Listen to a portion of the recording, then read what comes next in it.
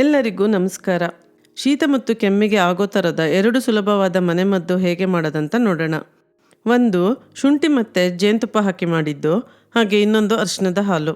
ಇವೆರಡಕ್ಕೂ ಇನ್ನೂ ಬೇರೆ ಪದಾರ್ಥಗಳನ್ನು ಮಿಕ್ಸ್ ಮಾಡಿ ಮಾಡ್ತೀನಿ. ನಮ್ಮನೆಯಲ್ಲಿ ದೊಡ್ಡವರು ಹಾಗೆ ಮಕ್ಕಳು ಕೂಡ ಈ ಮನೆಮದ್ದನ್ನು ಮಾಡ್ತೀವಿ.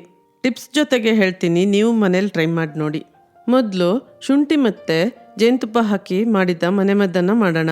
ನಾನಿದನ್ನು ಯೂಶ್ವಲಿ ಜಿಂಜರ್ ಹನಿ ಅಂತ ಕರಿತೀನಿ. ಇದನ್ನು 5 ನಿಮಿಷದಲ್ಲೇ ಮಾಡ್ಬೋದು.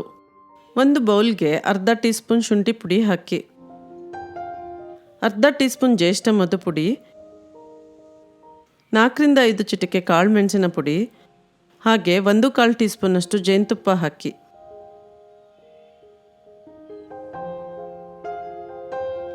ಇವೆಲ್ಲವನ್ನು ಚೆನ್ನಾಗಿ ಮಿಕ್ಸ್ ಮಾಡಿ. ಈ ಅಳತೆ ನಾನು ಒಬ್ಬರಿಗಾಗುವಷ್ಟು ಮಾಡಿದ್ದೀನಿ. ಈ ಎಲ್ಲ ಪದಾರ್ಥಗಳನ್ನು ಹೆಚ್ಚು ಕಡಿಮೆ ಕೂಡ ಹಾಕ್ಬೋದು. ಶುಂಠಿ ಪುಡಿ ಮತ್ತು ಜ್ಯೇಷ್ಠ ಮಧು ಪುಡಿ ಎಲ್ಲ ಆಯುರ್ವೇದ ಅಂಗಡಿಗಳಲ್ಲೇ ಸಿಗುತ್ತೆ. ಇದು ಈಸಿ ಮೆಥಡ್ ಅಂತ ತೋರಿಸ್ತಿದ್ದೀನಿ. ಶುಂಠಿ ಪುಡಿ ಬೇಡ ಅಂದರೆ 1 ಇಂಚ್ನಷ್ಟು ಫ್ರೆಶ್ ಶುಂಠಿನ ಕಲ್ಲಲ್ಲಿ ಜಜ್ಜಿ ರಸ ಹಿಂಡಿ ಕೂಡ ಉಪಯೋಗಿಸ್ಕೋಬೋದು. ಜ್ಯೇಷ್ಠ ಮಧು ಹಾಕೋದ್ರಿಂದ ಗಂಟಲಿನ ಕೆರೆತ ಕಡಿಮೆ ಆಗುತ್ತೆ. ಆಯುರ್ವೇದ ಅಂಗಡಿಯಲ್ಲಿ ಇದನ್ನು ಎಷ್ಟಿ ಮಧು ಅಂತ ಕೂಡ ಹೇಳ್ತಾರೆ. ಹಾಗೆ ಕಾಳು ಮೆಣಸು ಕಫ ಇದ್ದರೆ ಕರಗಿಸುತ್ತೆ. ಜೇನುತುಪ್ಪ ಹಾಕೋದ್ರಿಂದ ಕೆಮ್ಮು ಹಾಗೆ ಶೀತ ಕಡಿಮೆ ಆಗುತ್ತೆ. ಜೇನುತುಪ್ಪದಲ್ಲಿ ಇನ್ನೂ ಸುಮಾರು ಒಳ್ಳೆ ಗುಣಗಳಿವೆ. ಈ ಜಿಂಜರ್ ಹನಿ ಚೆನ್ನಾಗಿ ಮಿಕ್ಸ್ ಆದಮೇಲೆ ಪೇಸ್ಟ್ ಥರ ಆಗುತ್ತೆ.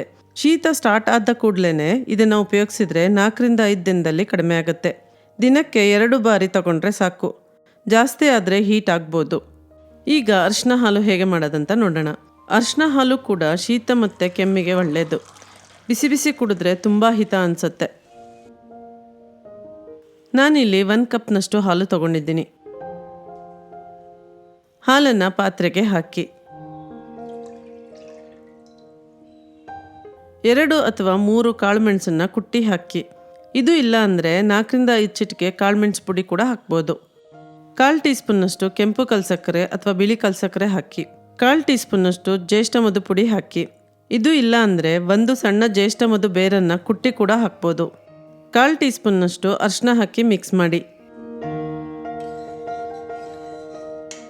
ಸಣ್ಣ ಉರಿಯಲ್ಲಿಟ್ಟು 2ರಿಂದ 3 ನಿಮಿಷ ಕುದಿಸ್ಬೇಕು.